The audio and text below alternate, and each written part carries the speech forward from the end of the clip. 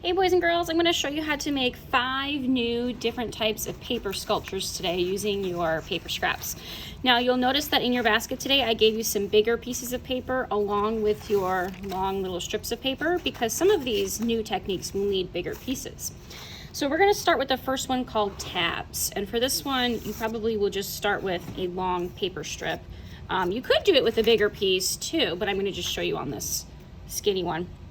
So for tabs, it's a way to make something stand up straight that's kind of long like this. So how I do this is, it's kind of like how we learned before to make little feet. So along your piece of paper, you're just going to make some tiny little cuts. And you can see I'm not going all the way through my paper, just about halfway. And I'm gonna make cuts all the way down the paper that I want to stand up. And these cuts should be about the same length. Okay, so now I've got little cuts going all the way down, and this is a way to make little feet to make this stand up. So how I do this is I take the end of the paper and I'm going to start to fold up and back, up and back. So I'm going to fold the first cut up, the second cut back, the third cut up, the fourth cut back, and I'm going to keep doing that down like this. So it's going to start to look like there's a whole bunch of little feet, almost like a little caterpillar. And I'm going to keep doing this all the way down the piece that I want to stand up. So I'm just going to show you until the end here. All right, so this is the piece I want to stand up. Now it has a whole bunch of little feet. Now I can glue this down on my paper any way that I like. I can twist it and glue it, I can bend it and glue it, or I can just make it straight. So I would put the glue on the bottoms of each of the feet and then hold down so that it sticks straight up. So that's a cool way if you wanted to make like a wall or something, you could make it stand straight up.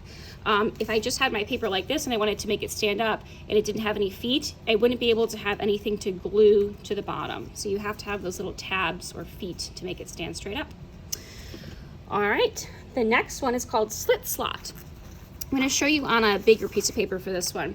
So let's say I wanted to make a piece like a roll or something, and then I wanted something to stick inside of the roll and stick out. So I'm going to make my little roll here first and just glue that down. This one's easy. You guys know how to do this one. Now I want to put something in this roll that sticks straight out. Like maybe I want a piece like this to stick straight out.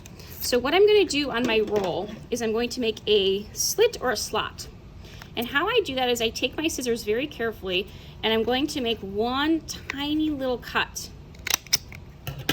Okay, so there's my slit or my slot, you can call it either or. And it's just like a little hole to stick something else in. So now I can stick another piece in here and it can stand straight up, and I don't even need to use glue. It's pretty stuck in there and the papers are just holding it together. So that's kind of cool. You can experiment with making different slits or slots and have things stick out of other things without even using glue.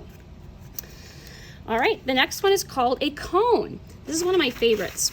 To do a cone, you have to start with a big paper and you have to, might be easier if you draw this. Draw a half circle. So we know that that is a circle that just looks like it's cut in half. And then cut that out. So you have to start with a half circle every time. Now taking your half circle, you're going to just kind of twist this into a cone. So how you do that is you take the edges of the half circle, the ends, and you're going to meet them together. And you're going to twist them together until you get the form of a cone that you want. So we know a cone is not like a flat shape, it's a form. It's something I can hold and feel, so it's perfect for sculpture. So now once I have the form of the cone, what I can do is glue the edge. So I'm going to glue the edge right here. So I put a little bit of glue right here. And then I'm going to stick this edge to the other edge. Now I've got a little paper sticking off here. I can cut that off, or what I like to do is I like to put a little bit of glue on it. And I like to flip it back in to make the cone even more secure so it doesn't fall apart. Perfect. So I've got my little cone now and I can glue this down. What you can also do is you can leave this little flap out, and it can be like a little foot that you use to glue to your paper so that your cone can stay down. Because we just learned that if something doesn't have feet like this, just has a thin edge, you can't glue it down very well with a glue stick.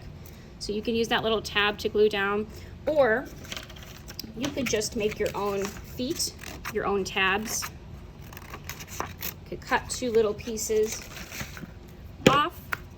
You can glue them to the edge of your cone, flip them up, and so now you have 2 little feet to stick down your cone to your paper. All right, we've got 2 more, the triangular prism.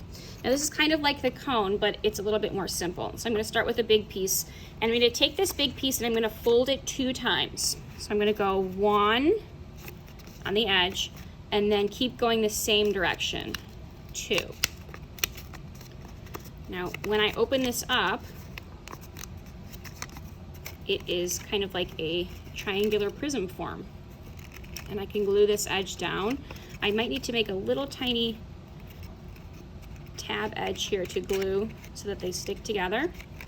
And I've got kind of like a triangular prism cone, almost like this one, but a little bit different, a little bit more boxy looking. So that's cool. I can stick that down like this or this or this.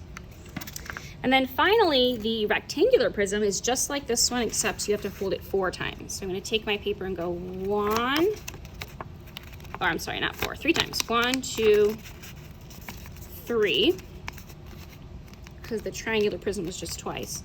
And now when I unravel it, now I've got a rectangular prism. Now this edge is a little bit long. I left it long because I wanted this to be a little piece that I could glue together on the edge so it could stay together like this. So I can glue it down on my paper like this, however I want. Okay, so that's 4 or 5 different new ways that you could fold your papers to make some different designs. So in your playground sculpture, try to add some of these new ways, or if you're done with your playground, you can use some of these new ways and the old ways to make a different sculpture. It doesn't have to be a playground now. You can make whatever you want. All right, friends, happy creating.